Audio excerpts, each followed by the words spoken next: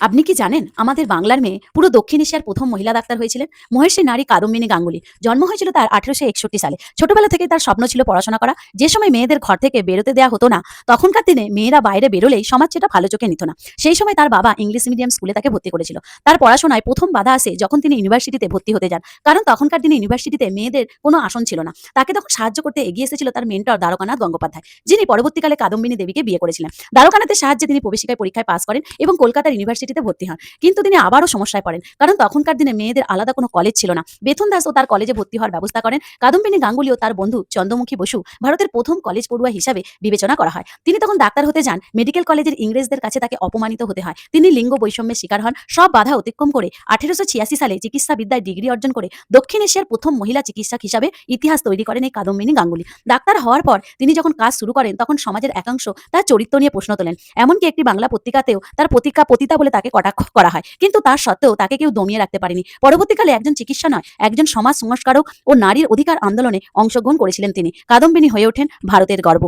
Please like, subscribe, comment.